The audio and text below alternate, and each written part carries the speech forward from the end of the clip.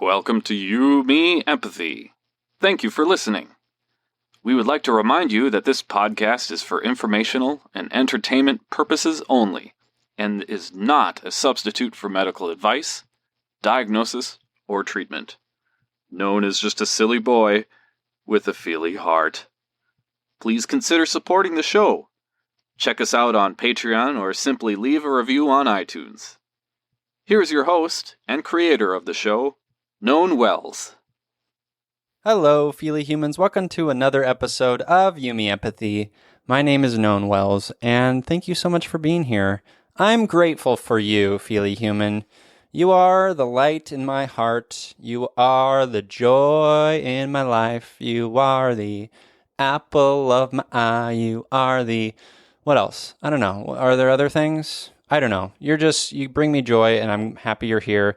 Today's episode 97. And in this episode, I chat with the Copacetic system about dissociative identity disorder and nonviolent communication. I will tell you that this episode was very special, and I was very honored and grateful to be a part of it. Lydia, the core self, and Isabel, the host of the Copacetic system, they showed up and spoke with me during this conversation. The Copacetic system has been diagnosed with a dissociative identity disorder, as I mentioned, and I've never experienced that before. I've never spoken to an identity who identifies as having DID. So it was a really wonderful learning experience for me. It was also just a great empathy exercise to understand and to really relate. There was a lot of relating, and it was really... I welled up a couple of times in this episode. It was really quite moving for me, and I was just so grateful, most of all, to the big heart and courageousness that exists within the Copacetic system. So thank you to them. So that's what we're talking about today. Before we get to the episode, though, I did want to remind you that upcoming is episode 100 of You, Me, Empathy. Woo, woo, woo! And that's exciting. So on episode 100, I was going to do a different type of celebration, but I decided to switch it up because I didn't get many submissions. And we'll be doing an episode on Camp Heal, my experience at the eating disorder enrichment camp led by Project Heal. And I'm going to talk about my experience running the workshop and just the whole Camp Heal experience. So I'm recording with some campers and workshop leaders and even the co-director of Camp Heal, and I'll put that all into one episode 100. So look forward to that. Very exciting. I did want to also read a Apple podcast review because I recently put out a call to get some more reviews, because you guys, the more reviews that You, Me, Empathy gets on Apple Podcasts, the better. Apple does like their weird sort of bot thing and, analytics and numbers, and I don't understand what they do, but the more reviews means potentially more listeners of You, Me, Empathy, and that's what we want. Not because it's numbers, not because I want to see more 5-star reviews, I do, but because at the end of the day, the more listeners means more empathy in the world, and that's what we want. So I'm going to read a new review. I've got a few of them, but I'm going to read one. So if you do leave me a review, an authentic, honest review, I'll read it on the show. Let's see. This one is from Black-Eyed Susan 23. Susan says, "So nice to have a male host on an empathy show. I listen to a lot of podcasts about mental health, wellness, and empathy. Most are hosted by women. Not at all a bad thing, because podcasting is still a man's world, but I think there's often a perception that emotions and feelings are, quote, women's work. Known is such a wonderful host and really normalizes conversation about empathy and feely stuff through the lens of a male perspective. It's so refreshing. Love the variety of guests and mental health topics too. Thank you, Known," end quote. Thank you, Black-Eyed Susan 23. That really made my day. I love hearing that, and yeah, I certainly don't. I am a straight cis white male, And so, there's a lot of those on the mic. And I'd like to see more people of color and minority groups on the mic. That we need to celebrate. But I do appreciate the call out that not a lot of men doing sort of the feely stuff. And the feely stuff is my jam. I would actually like a jam made that tastes like feely stuff. What would that taste like? I mean, I'm partial to marmalade, but that's its own thing. This would have to be its own thing. Anyways, I'm rambling. Thank you for leaving that review. And if you want to leave a review, go to Apple Podcasts, search for Yumi Empathy, and write yourself a review. I will read them on the intros to these episodes. Okay. Shall we do it? Shall we get to episode 97 of Yumi Empathy? Let's do it. This is my conversation with the Copacetic system on dissociative, identity disorder, and nonviolent communication.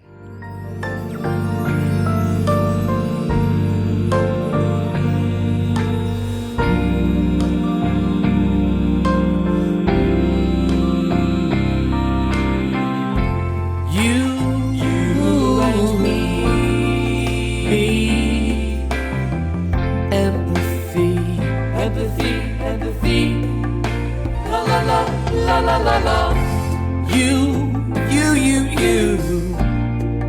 me, empathy, yeah, la la la. Welcome to You, Me, Empathy, a podcast about exploring the struggles we face in our day-to-day lives as humans trying to get by on this wondrous and overwhelming pale blue dot. The intent of You, Me, Empathy is to talk openly, without judgment, about our mental health, our neuroses, our shared anxieties and worries, to create a dialogue that is vulnerable and deeply human and empathetic, and to share that dialogue with others, to inspire emotional and cognitive collaboration and insight, so we can, hand in hand, break down the stigma that make us feel shame and guilt for struggling, for feeling our feelings, for being feely humans. You, Me, Empathy is a safe, friendly space designed to inspire the beauty in each of us. Today, I'm grateful for this opportunity to engage in heart-led curiosity to learn more about dissociative identity disorder with the Copacetic system. Hello. Hi. How are you? We are great. So, thank you for that. So should I say how are you, or is there a better way to phrase that? You know, the DID community experiences a lot of different types of ways that we're addressed. You is fine for us. A lot of people prefer their own pronouns, but we just like to use the word you. We like to present our system as a replacement for the word self. So anytime you were to say trust yourself or believe in yourself, we would say trust your system and believe in your system. Gotcha. Okay, that makes sense. Thank you for that. Yeah. Well, thank you so much for being on Yumi Empathy. Thank you for having us. We are so very grateful for the opportunity to spread awareness and educate you and your listeners on dissociative identity disorder. Lovely, lovely. Well, before we get into your story, we always kind of start off the show with an emotional check-in. How has the week been? How are you doing?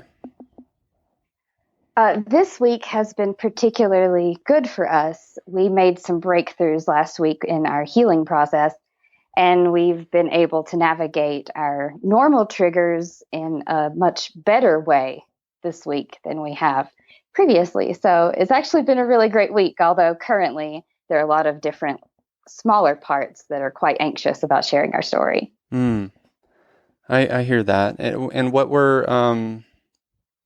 can you sort of share a little bit of what made this week a little bit better and sort of what the breakthroughs were about? Yeah, we each of our parts represents kind of a core fear and a basic need that humans have. And some of our smaller parts, our more original parts, they have some very basic needs and very deep core fears. And we were able to comfort one of those original parts for the very first time last week. Oh, lovely. That's great. Well, thank you for sharing that. Yeah. So for me this week, I am in a place now where my partner asked how I was doing this week, and I think I'm not. I think I've been doing well, but I have also been sort of heads down on some creative projects, and I think I haven't been as engaged in my mental health.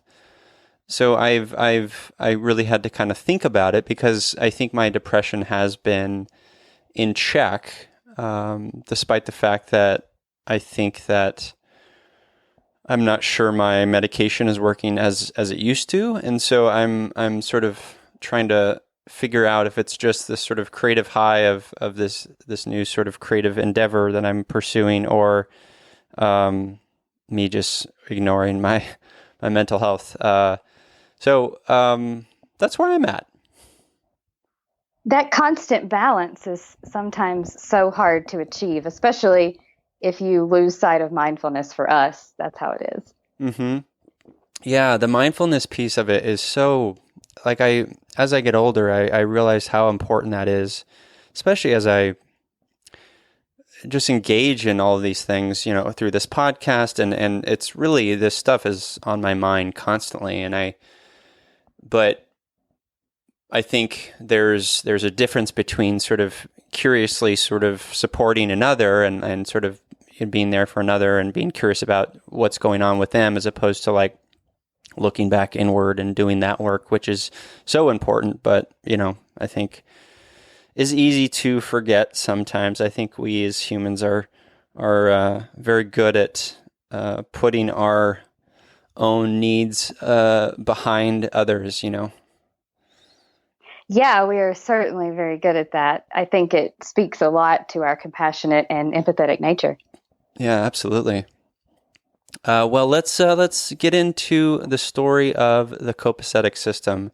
I first want to just make sure you are aware and the listeners are aware. I'm coming from this from a perspective of someone who hasn't engaged with anyone with dissociative identity disorder. My heart is open. This is a safe space. I am sort of here to facilitate your journey, and to your point, I think definitely allow the listeners of this show to learn, because I think the more we learn about what our fellow feely human is experiencing, I think the better we can empathize and the better we can connect with one another. So that's the framework with which I'm going to proceed here.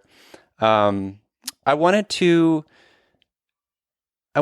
ask you, how do you define dissociative identity disorder? Dissociative identity disorder is classified as a mental illness. However, it's more a neurodevelopmental one. It is caused only in childhood, before adolescence, before ego states merge to create one personality. And so everyone who has dissociative identity disorder has endured repeated childhood trauma before the age of 9. I see. Yeah, that's one of the things that I've read about it. I'm on the NAMI website right now, and one of the sort of causes, they say dissociative disorders usually develop as a way of dealing with trauma, as you said. Most often form in childhood or in children exposed to long-term physical, sexual, or emotional abuse. Natural disasters and combat can also cause dissociative disorders. So, for you, do you have an awareness of the point at which that this started? I was born into a traumatic environment. I was, I guess you could say I was abused from the start. And my mother actually endured some physical abuse at the hands of the father. while we were in utero. So you could even say that our trauma started then. Before you're 9, can you explain, or can you kind of go into any detail with, the type of abuse that you experienced? Yes.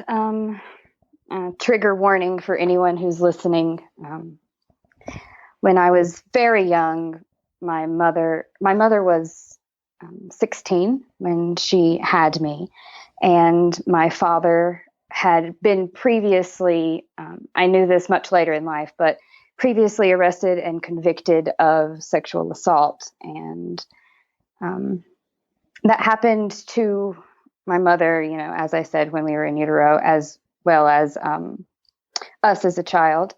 And that occurred before the memories that we have, really. We only have body memories from that time period.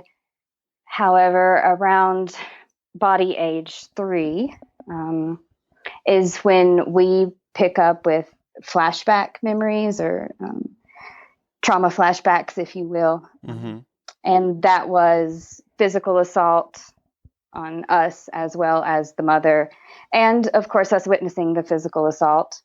We were removed from the home actually by police. However, our mother decided to go back, and she endured additional trauma. And because of that, we didn't really have contact with her.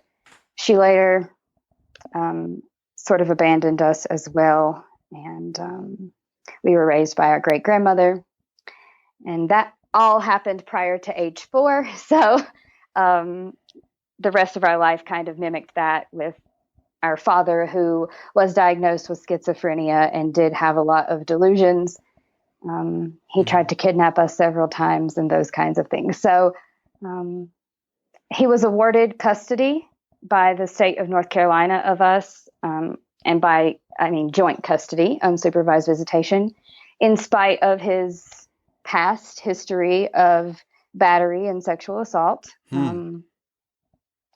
And that sexual abuse continued at the hands of our father and several friends of our father for many years while our mother was gone. So no one could actually prevent that from happening to us. And that is the sources of the majority of our childhood trauma. I see. Well, let me just say that, that's brutal. That's so hard, and I'm so sorry. Thank you. We've come a long way with acceptance, and we've come a long way with our recovery. Our recovery took it a whole different turn because we thought that our trauma was mostly that, and then we realized later that through therapy that we continued to endure different kinds of trauma, more emotional trauma, that we really weren't able to identify as trauma because of the severity of the trauma we endured as a child. Right. So it continued throughout our life. Yeah. And the thing about emotional trauma is, it's almost more insidious in some ways, because it kind of sneaks up on you. It's not as apparent. It's not as directly obvious as something so heinous as sexual abuse or sort of physical abuse. Yeah, what you're saying is something that's very true for our system. The mother eventually came back, and we endured a lot of emotional abuse from the mother and the stepfather throughout adolescence. And our most primary protector, our most in-your-face fight part, definitely is the one that took on the mother. And some would say, and that fight part is me, Lydia, that you're speaking to now. And some would say in the system that I suffered more psychological abuse than they did with the physical trauma. You're like a protector. Yeah, I would call myself the primary protector. We believe that all parts are protectors, even though there's a lot of different words people use to describe them. All parts are protectors. Gotcha. That's the purpose of the disorder. Gotcha. And at what age did you start becoming aware of, the system of identities that you have? It's easy to look back now through the lens I have and see all the signs from childhood. But the truth is, we noticed that we had another me, or at least one other part, when we moved away from our traumatic environment and went off to college. And it was during college that the time loss became unexplainable, and the dissociative amnesia, and there were just too many things happening that couldn't be explained.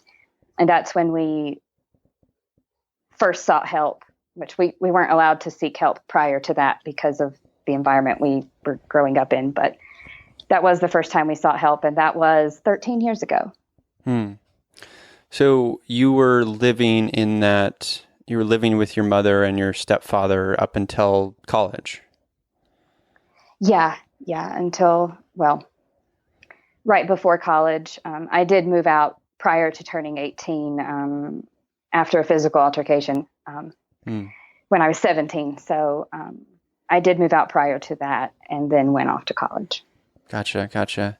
And these moments of amnesia, can you explain to me what that is and a little bit and help me understand? Yeah, so it's very similar to regular amnesia that we all know about, but it's called dissociative amnesia. And it's what happens between parts when we switch from one identity to another. So in some systems, some parts have access to what goes on when other parts are fronting or controlling the body, as we call it. And then other parts don't have access. So, for example, me, Lydia, the fight part, I say and do a lot of mean things to scare people away. Well, I used to. I don't now. But 3 years ago, I was pretty intimidating, and there was a reason for that. And our shame part, who is an 11-year-old named Ashley, our shame part never had access to what was going on when I was fronting, because that wouldn't have served us very well. I see. And so that will create what some people call amnesic barriers between parts, or dissociative amnesia. So for most of our life, there were only signs that our parts were moving.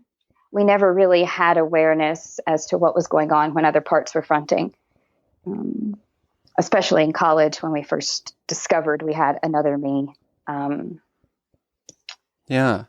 So, it sounds like, there are parts that, Lydia or other parts are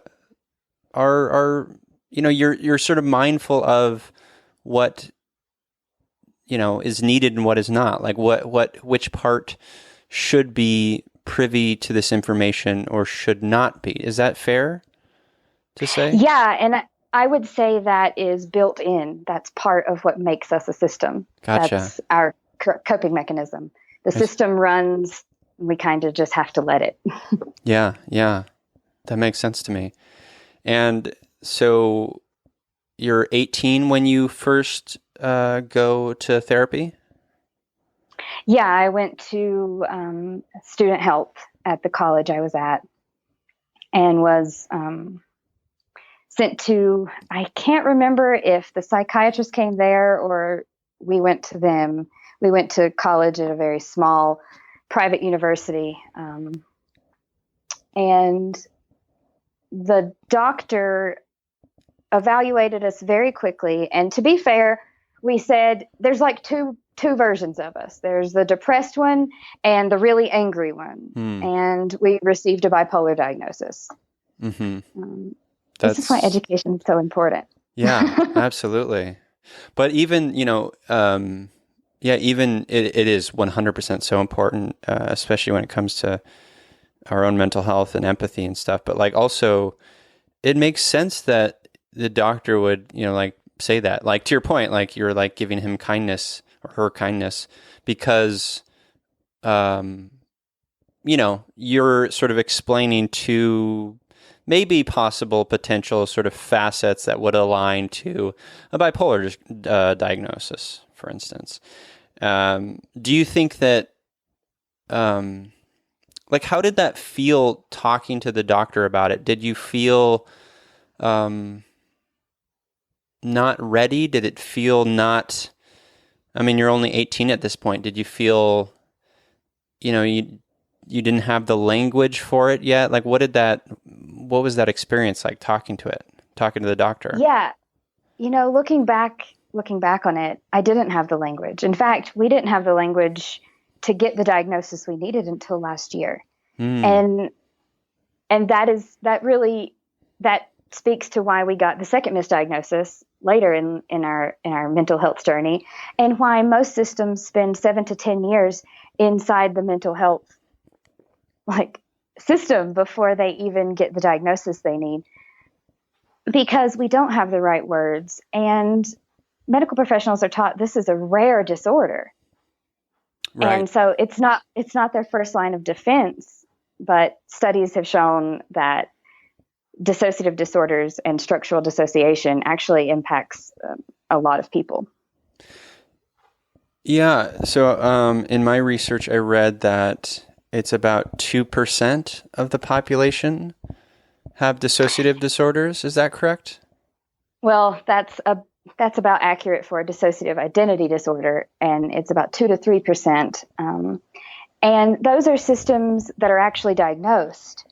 But if you look at the online community, 90% of them can't get a diagnosis. And so, not to mention the misinformation out there about dissociative disorders in general, and what those are, because a lot of people see derealization and depersonalization as well as dissociative identity disorder and otherwise specified dissociative identity disorder as just the dissociative disorders. But according to the theory of structural dissociation, it includes PTSD, CPTSD, and BPD as well. So help me understand maybe a little bit more of the misconceptions about dissociative identity disorder. Well, the first one is we are not serial killers, because that's how the media portrays us.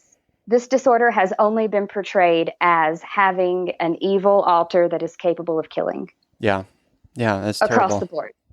And that's not true. In fact, most of us only have evil alters that will harm our own selves. Most of us have been through so many traumatic experiences that we're afraid to leave the house, much less go to a place to buy a gun. Mm-hmm. Most of us are afraid to even use our real names. Right. And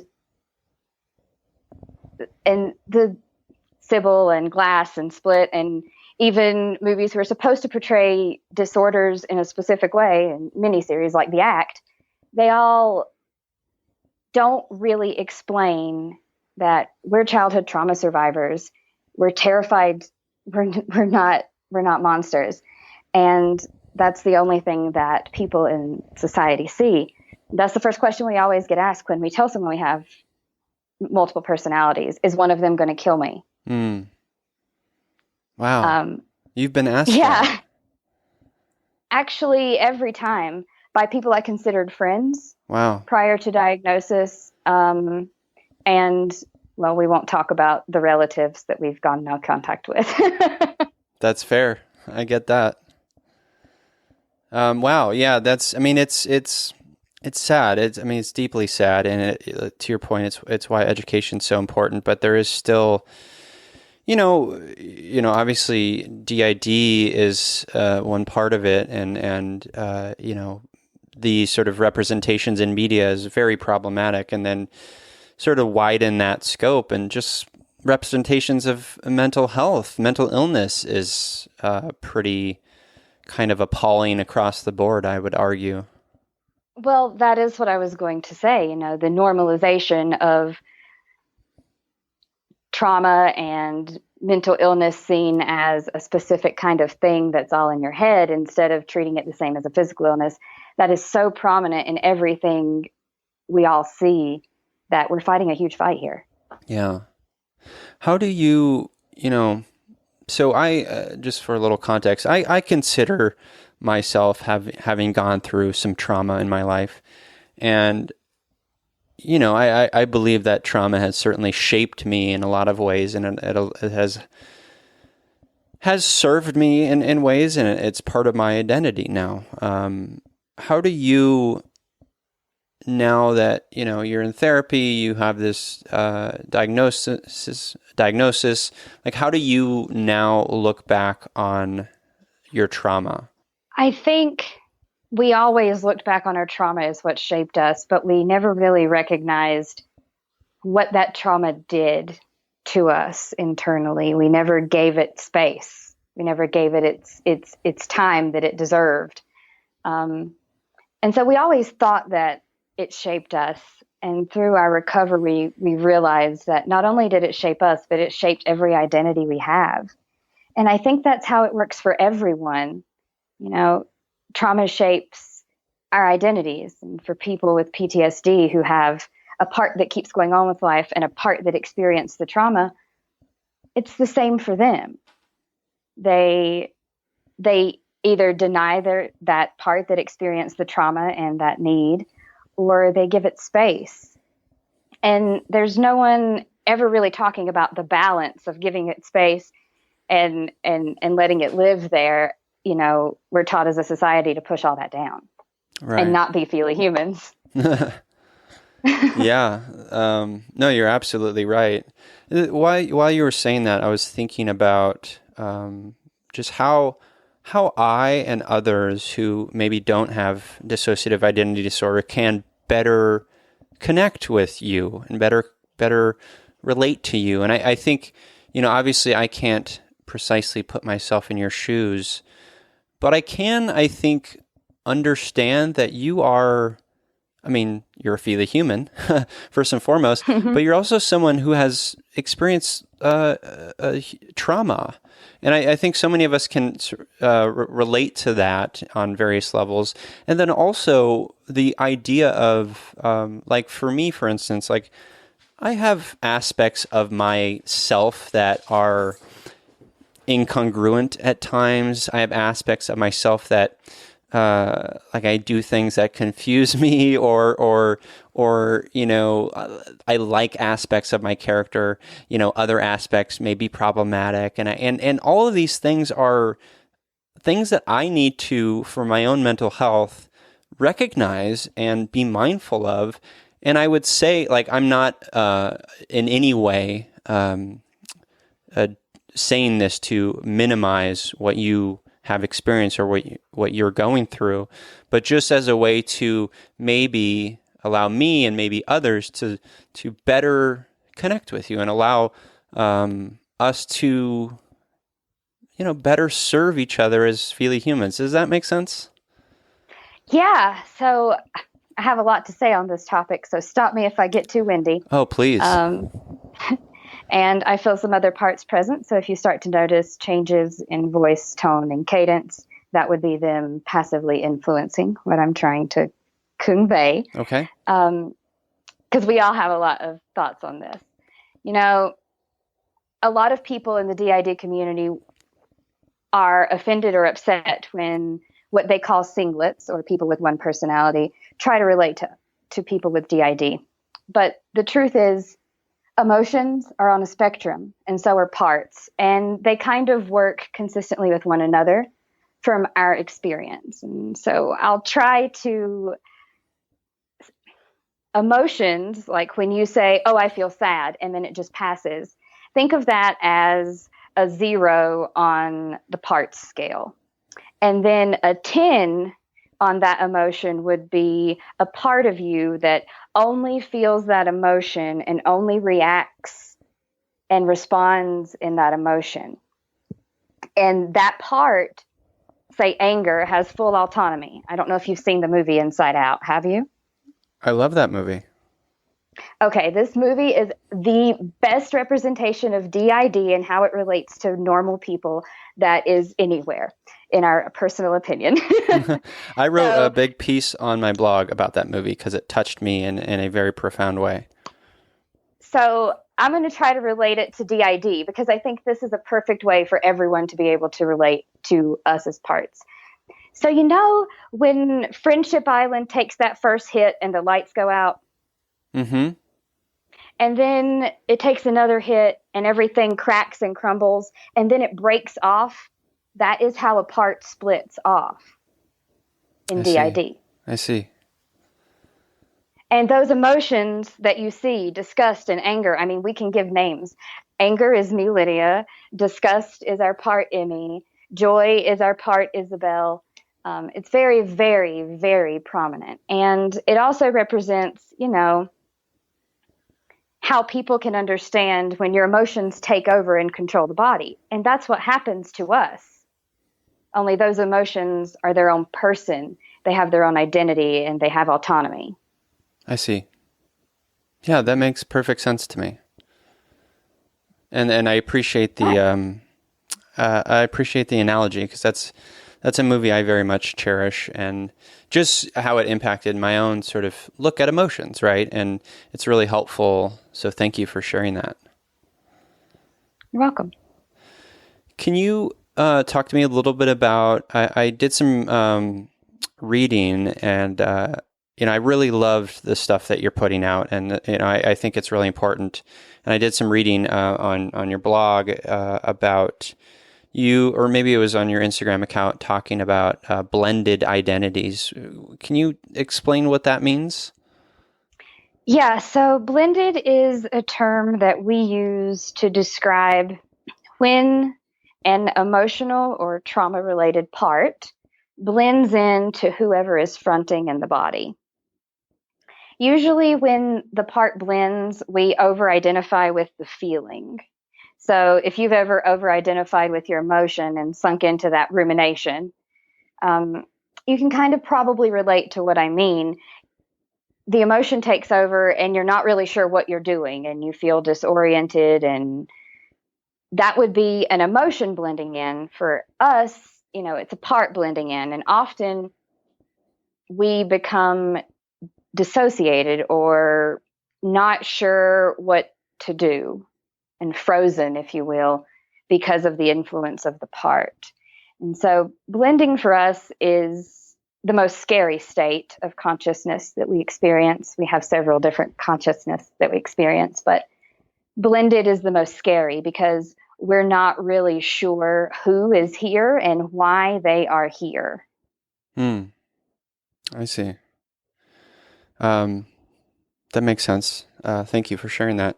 The other sort of aspect of DID that you've recently been sort of exploring is the communication piece. Like, can you explain to me how that works and how you kind of listen to each other and communicate with each other? Yeah. So first I'd like to address how we used to communicate, because that's probably the most important part. Sure. And I'm sure people can relate to this if you think about hearing about your inner critic and your inner child and your internal dialogue and, those thoughts that people have. We have them the same, only they're parts, and they sound different, and they might be a different voice, or they might be a different gender or race. They might be based on a fictional character. And that inner dialogue between our parts is the communication we talk about. And healing for us started with learning to change our internal communication. So I'll just give you an example. Think about high school and the cliques that everybody has. We had a part that was on the math team that was kind of nerdy. And then we had the popular part. And then we had the goth kid. And we have all of those kids and what they think about each other in our head all the time. And that's how they communicate to each other, just like kids did in adolescence to someone who didn't fit in with their group of friends. And we had to learn how to basically, and I use this analogy a lot because these are my Lydia's parts. I had a self-proclaimed hood rat. That's what she called herself part. and a part that was modeled from Laura Ingalls on Little House on the Prairie. And we Sure. had to figure out a way to make them get along. Yeah. Wow. Yeah, I can, it's such a good, I love the analogy of the cliques because it's such, I mean, high school was the worst for me, but, it's just like, Same. it's such a emotionally fraught, just kids being the worst to each other, very judgmental. So I can imagine having that, having those parts sort of deal on those levels that's got to be hard.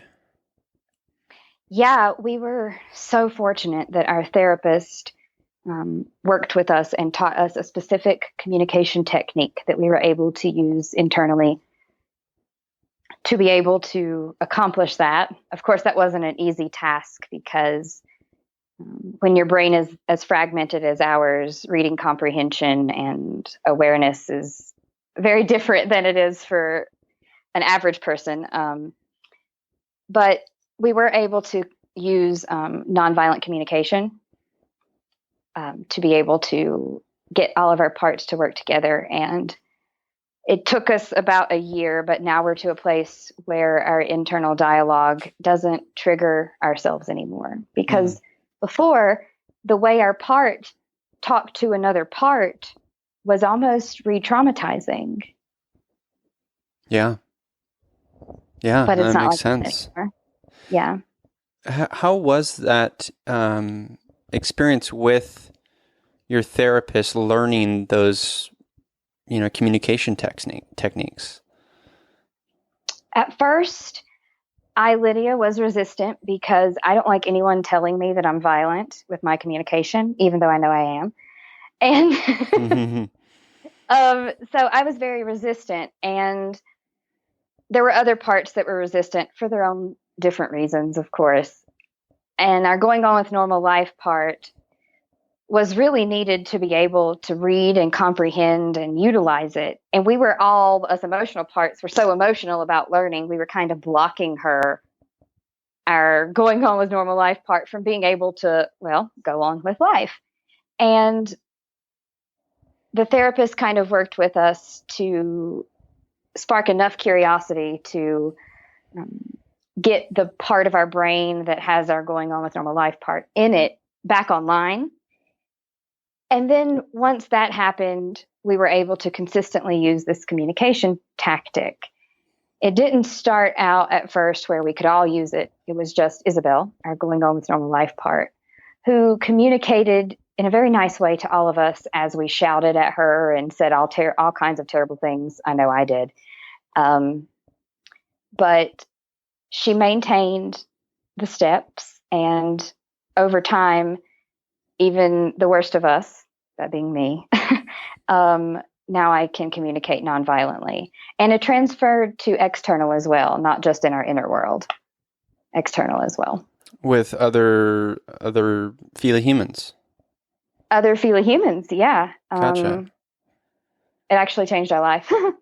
That's amazing. I love that. And is your therapist a specialist in DID?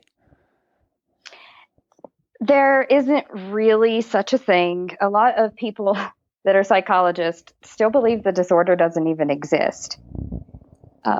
Why is that the case? The stigma. The stigma, okay. The same reason that they believe all BPD patients are non-compliant. It's an old school of thought. I think it comes from a lot of misunderstanding about how trauma impacts humans as a whole. Yeah. And the definition of trauma and how it's evolved much faster than our bodies and brains have. Right. When you want to, you, Lydia, or the system parts want to maybe learn new things about each other, how's that interaction? How do you facilitate that? There are a couple of ways we do that. We start our day with a meeting in the headspace where we kind of all come together and just talk about the day and what part is needed for what part of the day, and which part can handle making that phone call best and that kind of thing. So we kind of make a plan for the day. And when we want to learn more about each other, we have a conversation in the inner world. I, Lydia, have gone to the part's house quite often in the headspace and had a conversation. And some people call that visualization, but for us, it's more about dissociating. Like, we will willfully dissociate to achieve that goal.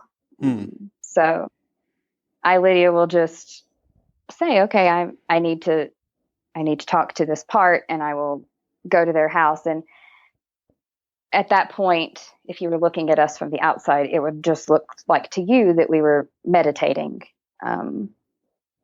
But our inner world operates on its own.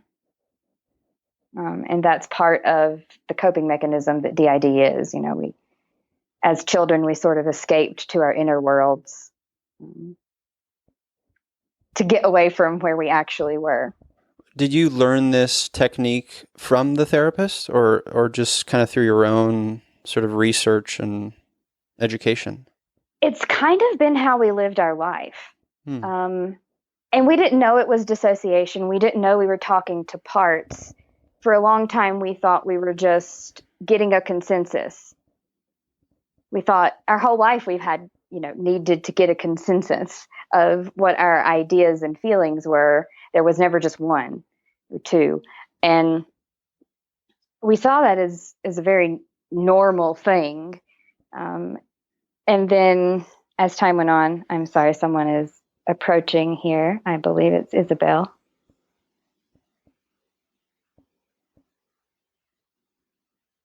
Hi. Hi. I'm sorry. Can you repeat the question? Sure. I was just wondering about the technique of sort of going inward and establishing relationships between your identities. Like, where did you learn that technique? Oh, thank you for repeating the question. Now I remember what we were talking about. I, Isabel, have been the host of the system for time is a little bit weird, but since we were 3, so it's been about 28 years. And I've experienced going into the inner world the most. That's kind of what dissociation is for us. We kind of just retreat. It looks like we're zoning out, but we retreat. And I've been retreating into the inner world to play with what I thought was imaginary friends since childhood. So it's kind of a technique we always had, but our therapist did sort of give us permission, as therapists do, to utilize it, because we were very ashamed to willfully dissociate. We thought it was bad and something you shouldn't do. But our therapist informed us differently. No, that's a natural coping mechanism for you. Allow it. And so that's why we allow it now, and also why we chose to be more overt about being a system. Yeah. Well, thank you for sharing that. It's lovely. You're welcome.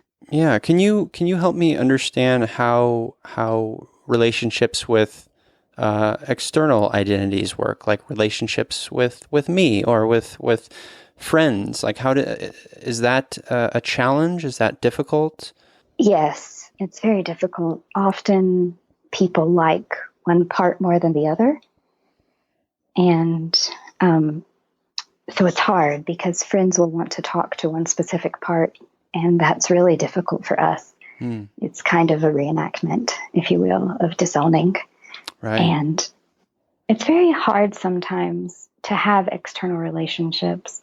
We're very lucky that we have 2 partners that really understand, one who is a system, and then one who has BPD. So they also have parts, but not the same as ours. Mm-hmm. And so you found support in others within the DID community? Yes. The DID online community is one of the most exclusive places to be. Well, inclusive, I should say, sorry. We don't really exclude anyone because we all have we all have all of those different things about a person inside of us. And so a lot of us have members who are non-binary or members who identify as trans, so we have a lot of inclusivity in that community. But like any other community, there's also division. Unfortunately, there's a lot of division between communities, or the endogenic and the traumagenic communities, and a lot of different things that happen in a community. So I would say we found support, but like anything else, we also found a lot of negativity too. Negativity toward DID? Well, that's in general from the public online, but from the community itself, it's more about, I'm sorry, Lydia's coming back. Bear with me. Hello? Hi. The sign that I'm here is the heart rate increasing. And then the other thing is I'm triggered by talking about hateful people. Hateful people, injustice, all of those things are a trigger for me, Lydia. And so I just come to the front when those things are happening. So since we're talking about that, there's a lot of dispute within the DID community about what is valid and what isn't valid. Just like in all other communities, I feel like there's always division, and we're all just, feely humans, as you say. But there can be a lot of division. I think most of it comes from people not understanding that systems may not be aware of their trauma or may believe that they didn't have any trauma. And people who say they have systems and also say they don't have trauma get a lot of hate, I think, just because they're not aware of their trauma or haven't processed their trauma, or they misidentify what trauma is. Right. Yeah, it's why the processing of it is so essential. Hearing you speak, my heart a little bit breaks for a world where we as humans, because that's what we are, every one of us, when we can't find a way to really meet people where they are. And I think hearing you talk about divisions within community and hate online and even challenges with establishing relationships, friendships, romantic relationships, otherwise, when you talk about how maybe challenging those are because there is an individual who has a difficult time sort of meeting each part and giving each part the grace that they deserve, like that. I think that's probably hard for people, but I think that's what is required of all human relationships. Well, and that is something that we love to spread, that people with DID are just trying to heal an entire family inside themselves. And it's an entire family of people who have had their needs disowned, basically, their whole lives. And the only way to really do that, both internally and externally, is to find compassion for the experience of every other person. Yeah. No, absolutely. I mean, I think, it's hearing you speak and hearing your experience with your trauma and the compassion that you have to give each part and the communication sort of challenges that you've had and have overcome and are working on, like that is the work that we all need to do, inwardly and outwardly. And I think just hearing you, it's become, hearing you speak, it's just such a beautiful sort of microcosm of what we each need to do in terms of connecting and meeting people. And so thank you. You're welcome. It is important, and I think that it's important more so just to let everyone know that that is the way to healing. It isn't about healing anything external or trying to fix anything external. It's about healing all of the relationships with all the parts of yourself. And for some people, those parts are lost in a divorce or a cheating spouse. And for some people like us, those parts have their own autonomy and have experienced a lot over a lot of time. But everyone has a part to heal because we've all endured something, whether it be from a bully in school, from a parent or a trusted adult, or even a boss later in life. We've all endured something that we need to heal from. Yeah, absolutely. So what is your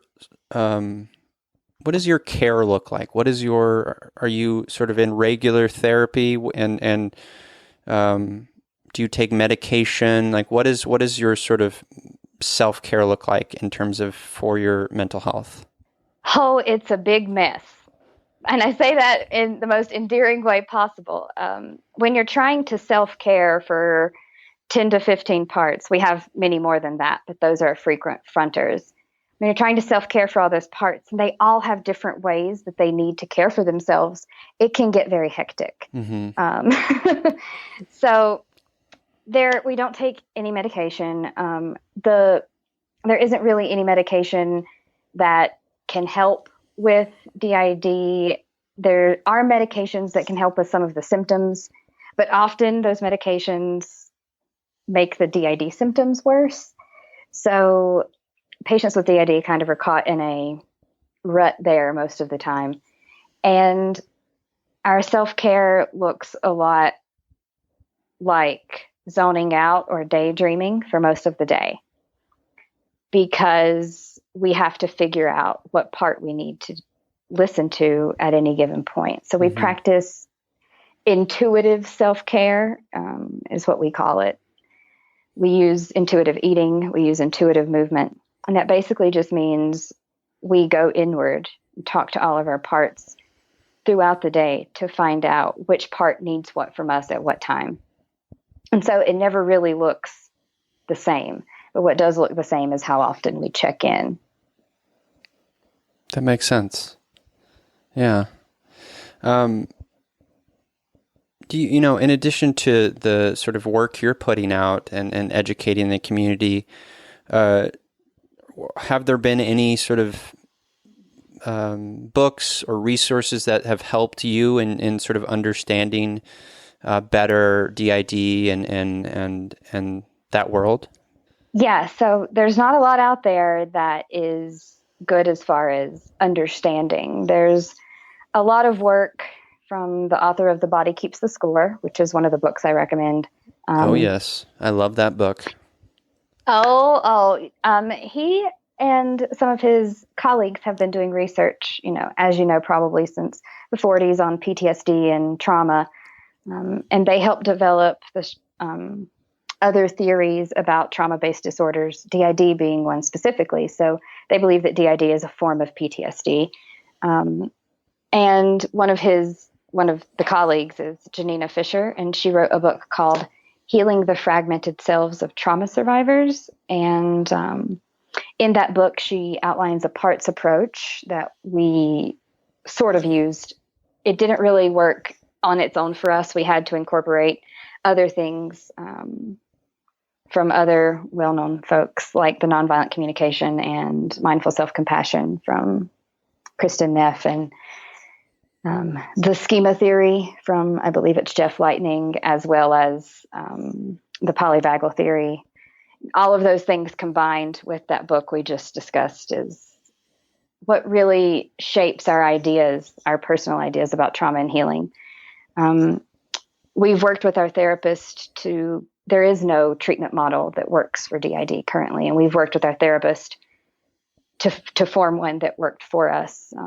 We were in therapy twice a week, but we now are as needed. Okay. I mean, it seems to me that,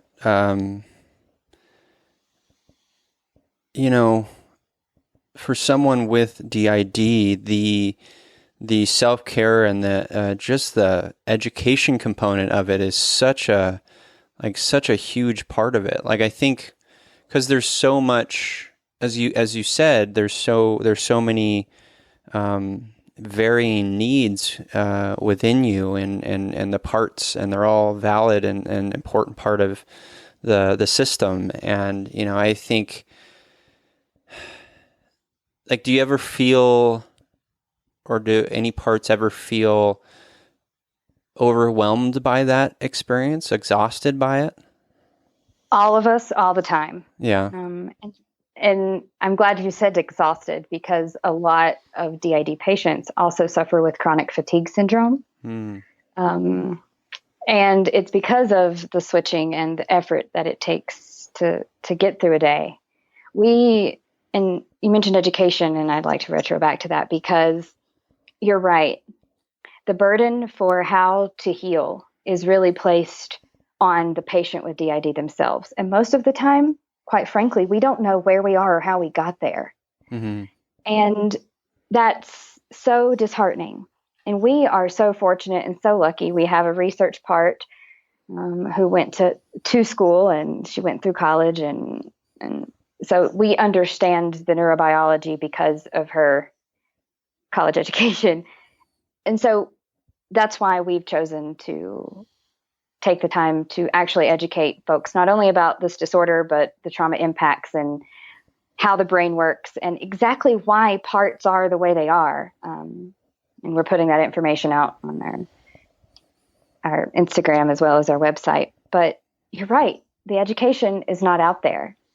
And even therapists aren't educated. In fact, we know a lot of systems who are educating their therapists at this point, but not many therapists are that open-minded. Yeah.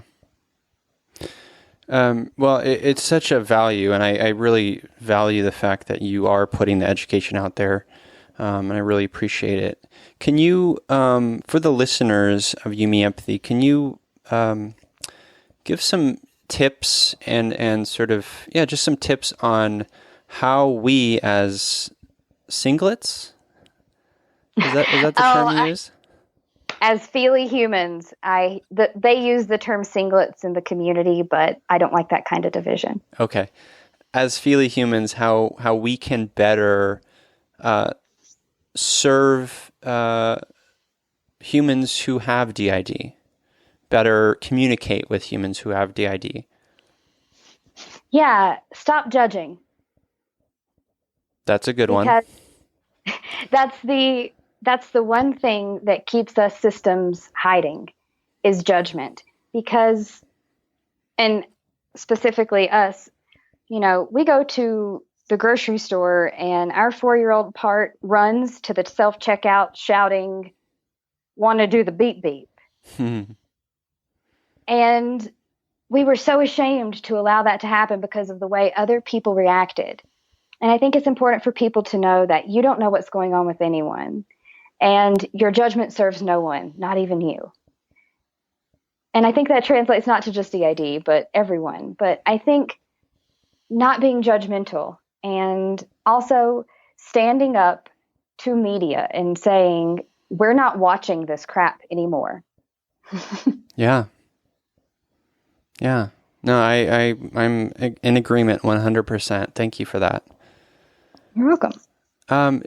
So let's, I guess, before we transition into Empathy Heroes, like, is there anything else that you would like to share and sort of educate me and the listeners on in terms of DID, something that we didn't cover?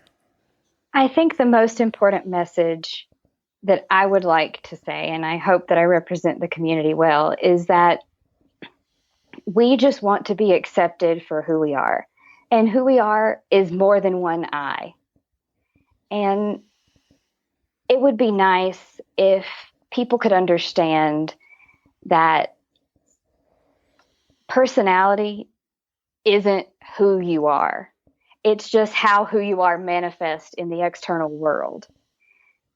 And throughout our lives, we all go through phases where our personality changes based on our environment.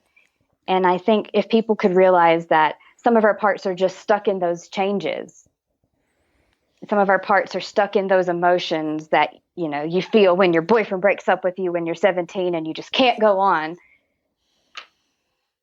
Our part that handles those emotions is triggered by a response in our brains, the threat defense system that we can't control, just like everyone else's responses are triggered by their threat defense system. Yeah. And our threat defense system, the way that we defend, fight, flight, freeze, if you think of those as in one part that always fights, one part that always flights, and one part that always freezes, then it might be easier to get to know a person with DID. Because truthfully, we can be best friends with anyone because we have a part that kind of relates to anyone.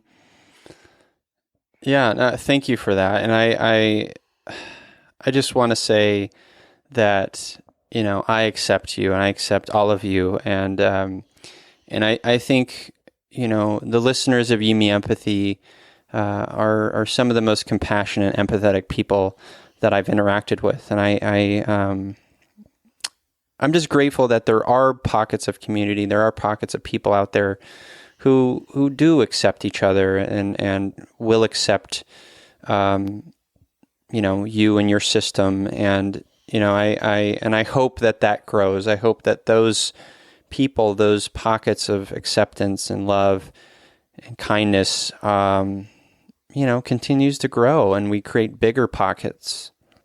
I think that is how light works. It eventually shuts out the darkness, huh? Mm-hmm. Yeah, absolutely. Well, let's transition into Empathy Heroes. This is the part of the show where my guests and I share someone in their lives. Could be a character from a book, could be a character from a movie, could be a quote we like from a book, just someone who is just a great empathetic person. I will go first to give you a moment to think on that. My empathy hero this week is the writer Patrick Rothfuss, who wrote a tremendous book called The Name of the Wind. It's a fantasy book that is just remarkable. It's really, really quite stunning. And this is a quote from it that I really appreciated. Patrick says, quote, "When we are children, we seldom think of the future. This innocence leaves us free to enjoy ourselves as few adults can.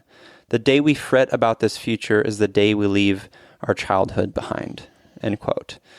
And I like that. I think it reminds me that I need to be present and mindful of sort of where I'm at in the world, and also mindful of the control I have over the world, the little control I have over the world, and sort of embrace the joy as I can in the current moment. So Patrick Rothfuss is my empathy hero this week. How about you?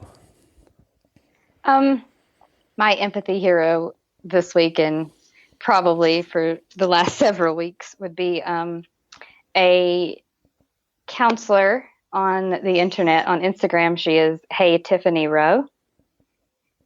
And she really just speaks to how society has been curated to kind of destroy the empathy we have. And so I think that she and both she and her husband are empathy warriors, because they really just get out there and fight stigma, and they talk about how to break down all of those barriers to empathy. Lovely. For yourself and others. Love that. Thank you. Mm-hmm. Well, where can people connect with you and learn about the Copacetic system and connect with you online and read your blog? I'll make sure to include all the links in the show notes. Okay. On Instagram, we are at Our Dissociated Life, and you can find daily updates there. Our blog is ourdissociatedlife.com, and you can find links to our YouTube channel from there, where you can see the facial expressions and the mannerisms change in our altars in our videos. We also have a Day in the Life series where you can see what it's like to live a day in a life where dissociation and parts are appropriately placed. Lovely. Well, thank you. And listeners, go follow and go connect and go learn, because this is important. And I just want to thank you for being a part of this and sharing. And I it was very enlightening for me, and I'm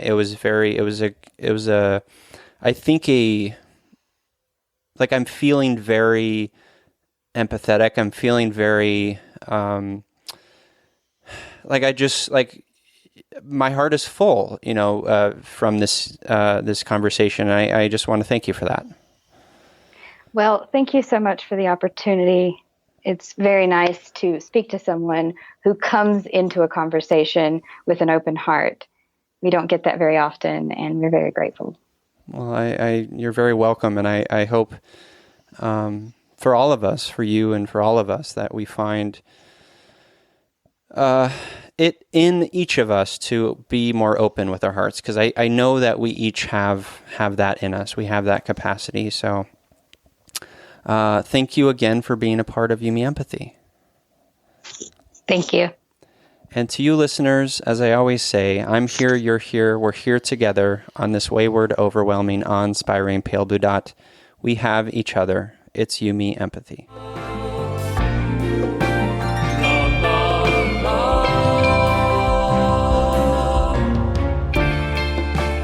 La, la, la.